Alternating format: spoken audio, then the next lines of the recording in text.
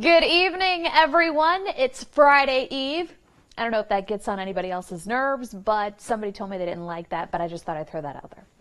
So we are looking at, I don't know if anybody is going to join us from Claxton, but we had a very strong thunderstorm with very vivid lightning, and it just didn't move. I kept looking at it, and finally it's losing its punch, but it has literally just been sitting over Candler County for the last hour and a half. So yeah, but for the most of the coastal empire and low country, we are dry.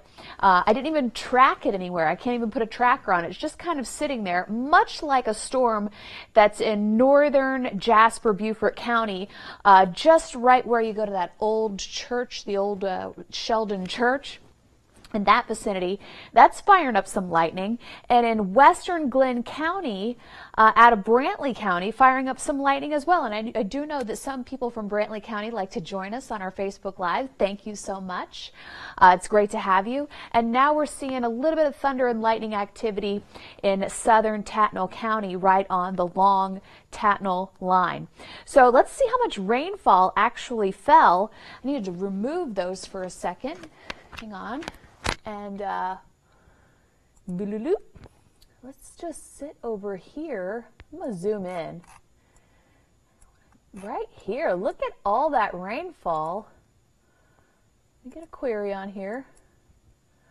1.3 inches in the last hour and a half for Claxton. So it really has been coming down in buckets, and it's just lightening up right now. So let's go ahead and take a wide view of all these storm reports well to the north of us. And that's actually due to a cold front that's going to try to push our way, but it won't make it to us until most likely Sunday night into Monday. And it'll knock our temperatures down from the 90s into the 80s. So here we go. Let's talk about 90s for a lot of people south of the Altamaha tomorrow, but it may feel like 100 degrees. So we've got a bunch of low 90s for Sylvania, for Rincon, for Savannah, even in the low country. And I usually kind of give Beaufort and Hilton Head a little bit of leeway when it comes to making it into the 90s. Let's go 89, but you guys are going to be right there with us as high pressure is going to start to dominate our forecast for the next several days. So here's our forecast. 92, 93, 94. I know I said we were going to dry out, but this is the sea breeze. This is your average afternoon thunderstorm. So let me pull this out here and show you that. Get ready for it. It's going to be hot. It's going to feel like 94 at 11 o'clock. This is the feels like temperature. It's going to feel almost like 100 at 2, and that's for Savannah. So think if you make it to 94 and Jessup, it's going to feel like 101. And it still feels like the mid to upper 90s by 5 o'clock, and by 8 o'clock, hopefully, not hopefully, I know a lot of us want to dry out. Maybe that's a rain-cooled feels like 80. Let me go ahead and join the conversation. Say hey, and say what's up, everyone. Oh, we got a lot of people watching tonight. That's great. Let me turn this down. All right, so, hide. Hello, Elaine Smith, James Riles, motorcycle riding time, triple digits. Yes, Andy. If you don't get any breeze, you got to make it yourself, right? What's up, Suzanne? Thanks for joining us. Loud thunder here in western Brunswick right now. Yes. So we was just talking about that. Good to know that you're watching. You are not under any watches nor warnings, Barbara Hutchison Cox, but it is getting pretty vivid there. And that is going to be a slow mover, if at all, toward I-95 and the Golden Isles. I had to watch the Claxton shower and storm rain out, and that will most likely have to rain itself out. Hey, thanks, Audrey Varnado. That's awesome. Sherry Gamez says hello from Alma. Tiffany Exley, good to see you. Hello, Deborah Hayes. Cheryl Gaither. Glad I got my AC fixed today. I am glad for you. I'm glad for you, Pat. Cody Glisson, nice to see you. Jennifer, how are you? Sherry, wow, too hot. So we're trading in those middle to upper 80s and scattered storms for much drier conditions, but much hotter conditions. Heather Hughes Buey, how are you? No, the heat is coming. That doesn't necessarily mean it's going to be a hot summer. It just means that high pressure is going to dominate, and we're still getting a southerly flow around that high pressure, so that moisture content is still going to be there. So we're still going to have a lot of the dew points are going to be running high, and the humidity is going to be high, so it's going to feel a lot hotter than the actual air temperature. Yuck, bring back the snow if I could turn back time. Melissa Allen, that was for you. Matt Michael, how are you? Leon Perry, hello Baxley. Gather up your water bottles, absolutely, Sarah. Rinkin, going to get any more rain? Not likely. Very light rain is slowly moving into western Effingham right now. But where you see it raining now, it will most likely stay there, okay? I don't mind. I'll be in the pool. Good for you. Good for you, Stacy. Can I be your friend? This humidity is horrible, I'm telling you. So here's one thing. Let me go, blah, blah, blah, blah.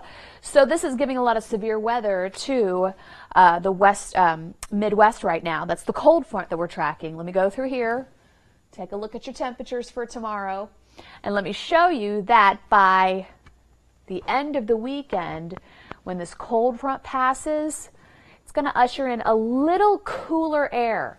Don't laugh at me, but I really think that Tuesday, Wednesday, Thursday, even Monday, I think that humidity, I think that moisture content, I think that cold front will kind of push a lot of that southerly flow, the moisture coming in from the Gulf, the moisture coming in from the tropics. That'll kind of keep it at bay. It'll drop our temperatures a little bit, so a cold front by nature, that's the technical term, but I think that's going to help kind of squeegee our atmosphere out. So yeah, it's going to be hot, but at least it's the weekend. Hopefully a lot of you out there have the Friday, Saturday, or at least Saturday, Sunday off. But as we head into next work week, a little bit more normal. And so look at our low temperatures in the morning. It's been so yucky in the morning.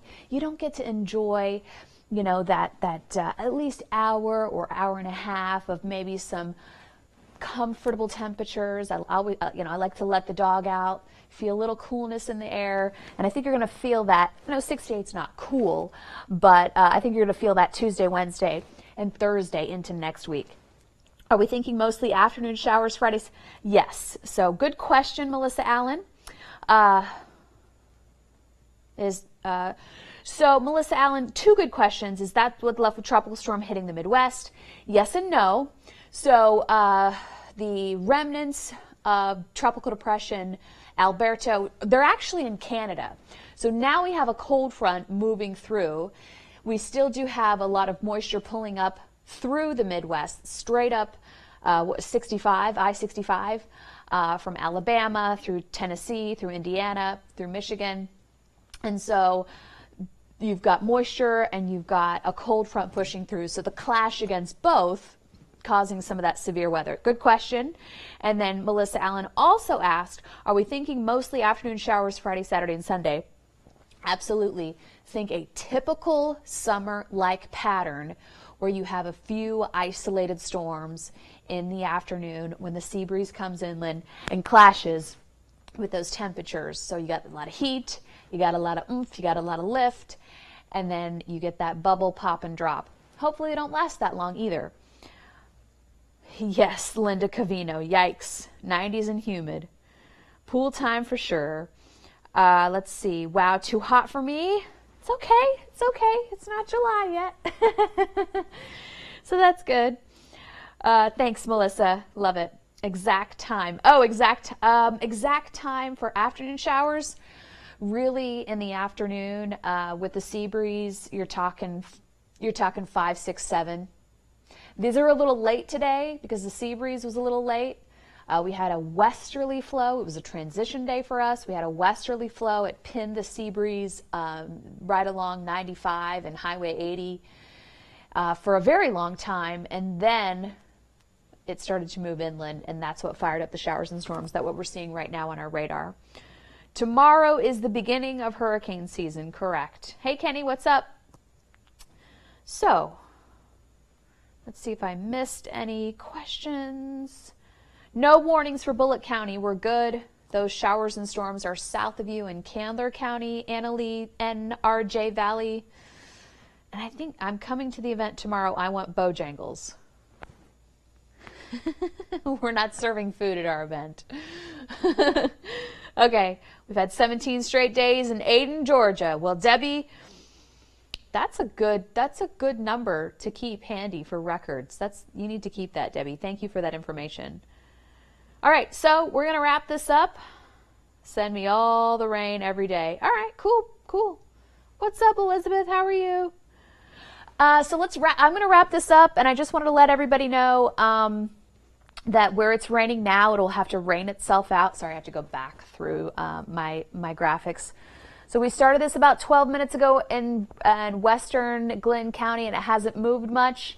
It's still kind of raining in Claxton. It's moved out a little bit on 280. And we do have just a little shower activity in northern Beaufort County that's slowly moving down Trask Parkway. So we'll keep an eye on this for you, and hopefully you can join us for 11. If you do have any more questions, concerns, you can catch me on my page at WTOC Jamie. Good night.